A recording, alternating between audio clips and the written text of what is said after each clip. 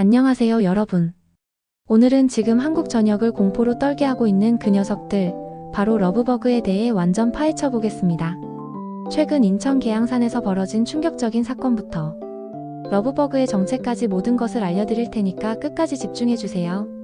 지금 한국에서 무슨 일이 일어나고 있는지 아시나요? 2025년 6월 말부터 인천 계양산에 러브버그가 대량 출몰하면서 완전 아비규환이 벌어지고 있어요. 실제 목격담들을 보면 정말 충격적인데요. 아스팔트가 깔린 줄 알았는데 알고 보니 러브버그 사체였다. 10초도 제대로 서 있을 수 없었다. 숨 쉬는 것도 무섭다. 전쟁 같다. 이런 얘기들이 나오고 있어요. 숫자로 보면 더 심각한데 계양구청에 러브버그 관련 신고가 100건 넘게 접수됐고 289만 유튜버 감스트까지 직접 퇴치에 나설 정도였어요. 계양구청도 친환경 방제에 총력 대응 중이라고 하니까 상황이 얼마나 심각한지 아시겠죠? 그런데 이 러브버그 정체가 뭘까요? 사실 우리가 러브버그라고 부르는 놈의 정식 명칭은 붉은 등 우단 털파리예요. 학명으로는 비비오마르시인데 미국에서 말하는 진짜 러브버그 플래처 니어크티과는 다른 종이에요. 그런데 왜 둘 다 러브버그라고 부르냐면 짝짓기 할 때 꼬리를 맞대고 붙어서 날아다니는 모습이 하트 모양 비슷하기 때문이에요. 외모를 보면 크기는 6에서 6.5mm 정도로 작고 머리와 가슴은 검은색, 배는 주황색이나 적색을 띠고 있어요. 털파리과 곤충이라 몸에 털이 많이 나 있고 특히 짝짓기 중인 모습이 정말 인상적이죠. 이 붉은 등 우단 털파리는 원래 유럽 원산인데 한국에는 언제 들어왔는지 정확하지 않아요. 다만 2022년부터 서울 은평구를 중심으로 대발생이 시작됐거든요. 그럼 왜 지금 이렇게 많아진 걸까요? 기후변화의 영향이 크다고 봐야 해요. 러브버그는 26도 이상의 고온을 선호하는데 2024에서 2025년 계속된 폭염이 완벽한 조건을 만들어준 거죠. 게다가 도시화로 인해 부엽토가 풍부한 산림 환경이 늘어났고 자동차 배기가스도 러브버그가 좋아한다는 연구 결과도 있어요. 발생 시기를 보면 한국에서는 주로 6월 중순부터 7월 초까지 1년에 1회 발생하는데 미국에서는 봄, 가을 2회 발생해요. 러브버그의 생활사를 보면 알에서 유충, 번데기, 성충 단계를 거쳐요. 알은 부엽토가 풍부한 산림에 낳고 유충은 썩은 식물 조직을 먹고 자라면서 토양을 개선하는 역할을 해요.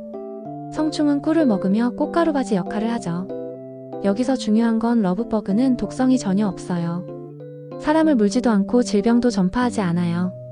오히려 생태계에서 중요한 역할을 하는 곤충이에요. 분해자 역할을 하고 화분 매개자 역할도 하고 새와 거미의 먹이원이 되기도 하죠. 그런데 천적이 없는 게 문제예요. 새들도 잘 먹지 않는데 체액이 산성이라 포식자들이 기피하거든요. 한국 생태계에서 자연적 천적이 부족한 상황이에요. 2025년 러브버그 대응 현황을 보면 정부와 지자체가 총력 대응 중이에요. 2024년에는 서울시에서 러브버그를 해충으로 지정하려는 조례안이 발의됐는데 그린피스 등 57개 환경단체가 반대해서 결국 조례안이 철회됐어요. 화학 방제 대신 친환경 방제를 하자는 거였죠. 현재 각 지자체 대응을 보면 인천 계양구는 친환경 방제를 실시하고 있고 경기 광명시는 대규모 방역을 진행하고 있어요. 서울시는 시민신고를 접수하고 모니터링하고 있죠. SNS 반응도 뜨거워요. 러브버그 챌린지까지 등장했고 유튜버들의 러브버그 퇴치 콘텐츠가 인기를 끌고 있어요. 온라인 커뮤니티에서는 목격담 공유 열풍이 불고 있죠. 그럼 러브버그 대처법을 알려드릴게요. 외출할 때는 어두운 색 옷을 입으세요. 러브버그는 밝은 색을 선호하거든요.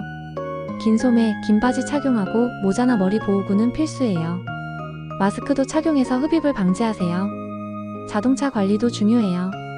주행 후에는 즉시 세차하고 앞유리와 라디에이터를 확인하세요.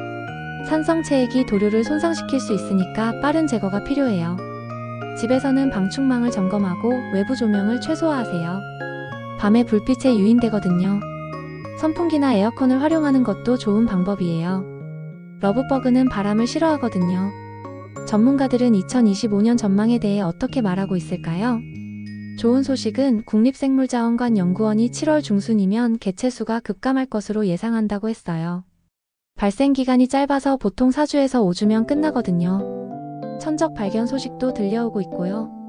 하지만 장기적으로는 기후변화로 인해 매년 비슷한 현상이 반복될 가능성이 높아요.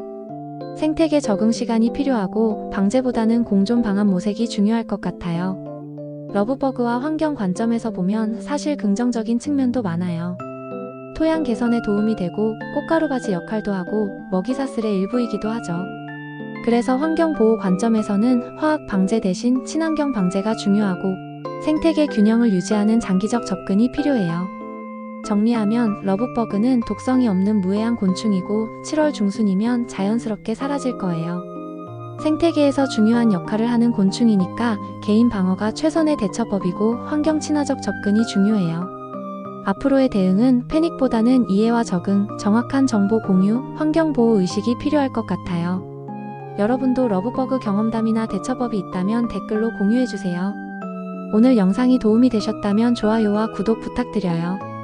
오늘도 시청해주셔서 감사합니다.